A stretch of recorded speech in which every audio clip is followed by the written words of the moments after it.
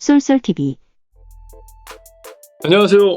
슬기로운 보험생활의 남성복입니다. 오늘도 여러분의 소중한 시간 5분만 투자하시면 피가 되고 살이 되는 정보를 드리도록 하겠습니다. 오늘 제가 말씀드린 부분은 좋은 보험을 고르는 방법, 좋은 보험이란 어떤 것인가, 그걸 말씀드리고 싶습니다. 막연하게 좋은 보험이라고 하는 거의 정의를 입장에 따라서 달라질 수 있을 것 같거든요. 보험회사가 판매를 하면서 좋은 보험이라고 생각할 수 있는 거는 판매가 많이 되는 상품, 그리고 회사에 수익을 많이 내주는 상품이겠죠. 그러면 보험 설계사 입장에서 좋은 보험이라는 건 어떤 걸까요?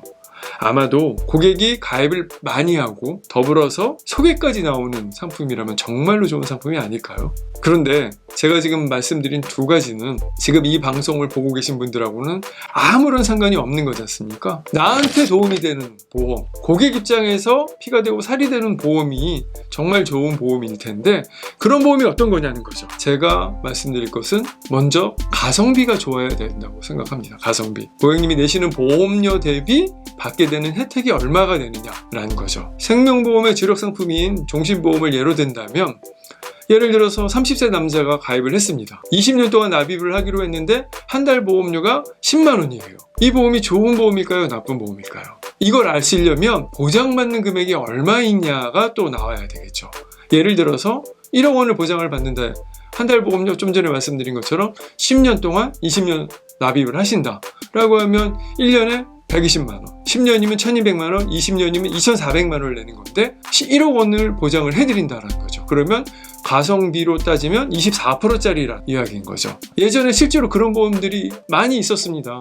지금은 50대가 1억 원을 보장을 받으려고 한다면 평균적으로 내는 보험료가 6천만 원이 넘어간다고 합니다. 60%짜리 가성비를 가진 상품이라는 거죠. 그래서 보험료를 결정하는 중요한 요소들이 몇 가지 있는데 이걸 한번 살펴보는 게 또 필요하지 않을까 싶습니다. 첫 번째는 종신보험 같은 경우는 예정이율이 중요합니다. 예정이율이라는 것은 보험회사가 보험료를 고객으로부터 받아서 그 보험료를 가지고 몇 프로로 불리느냐라고 약속을 하는 그 부분이거든요. 그래서 예전에 예정이율 5%짜리가 있으면 지금 시중의 예정이율은 다 2%대 중반이거든요. 그러면 보험료 차이가 벌써 여기서 몇십 프로가 나는 겁니다. 더불어서 예정이율이, 그래서 예전 상품이 좋다라고 하는 것들은 그 정확한 이유를 알고 있는 게 중요한 거죠. 저축성 보험인 경우에는 최저보증이율이라는 게 있습니다. 시중금리가 아무리 하락을 하더라도 최저보증이율이 5%에서 정해져 있다라고 하면 시중금리가 떨어지는 것만큼 떨어지지가 않습니다. 시중금리가 지금처럼 시중 0.5% 기준금리로 간다고 하더라도 그 상품의 불이율은 5%짜리가 되는 거죠. 실제로 많은 보험회사들이 예전에 고금리 상품을 팔았기 때문에 그게 역마진이 나서 요즘 많은 힘들어하고 있거든요. 우리나라도 일본처럼 가지 않을까 싶습니다. 질문을 하나 잠깐 드리면, 우리나라에서 보험회사가 파산을 한 적이 있었을까요? 우리나라에서 보험회사가 파산을 한 적이 딱 2번이 있었다고 합니다. 90년대 초반에 리젠트 화재보험이라는 회사 하나 하고 2000년대에 또 생명보험회사 쪽에서 하나, 보험회사가 하나 파산을 했습니다. 그런데 일본은 몇 군데의 보험회사가 파산을 했거든요.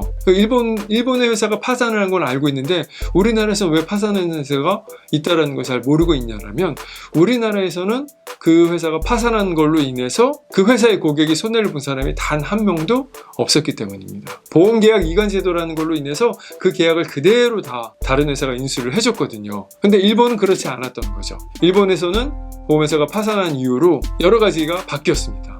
RBC 비율이라고 하는 게 생겼고요. 그리고 더불어서 그 고객의 계약을 이관한 회사에서 예정 최저보증이율을 깎거나 보장을 축소하거나 하는 일이 발생을 한 거죠. 근데 실제로 놀랍게도 우리나라에서도 최근에 그런 논의가 있습니다. 신문기사에도 나온 게 있거든요. 그러면 이제 무슨 얘기냐면, 보장이 좋다고 해서 무조건 가입을 할 게 아니라 그 회사가 파산을 할 염려는 없는지, RBC 비율은 몇 프로인지 이걸 꼭 확인하셔야 된다는 겁니다. 보장이 좋아서 그걸 가입했다가 실제로 파산을 한다면 그 보장이 줄어들 수밖에 없게 되거든요.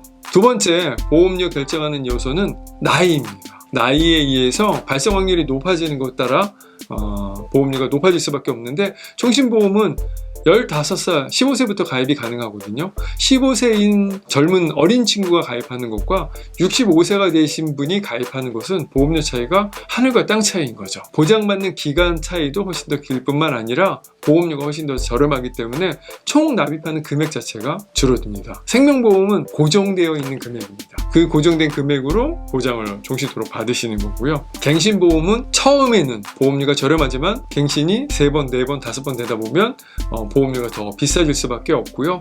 발생 확률이 높아질수록 보험료가 기하급수적으로 올라가기 때문에 65세 이상 되신 분들이 실비 보험 유지율이 10%가 채 안 된다고 하는 거죠. 세 번째는 보험료 결정하는 요소는 손해율입니다. 보험회사가 보험금 지급이 많이 된다면 회사가 가만히 있기가 힘들겠죠. 역마진을 줄이기 위해서라도 보험료를 올리고 보장을 축소하고 그러다가 판매가 중지되면 전에 말씀드렸던 전설의 보험이 완성되는 길을 밟게 되는 거죠. 내가 지금 가지고 있는 보험이 전설의 보험이 될 가능성이 몇 프로인지 전혀 없는 건지 다시 한번 살펴보는 현명한 시간이 되시길 진심으로 바라면서 이만 마치도록 하겠습니다. 감사합니다.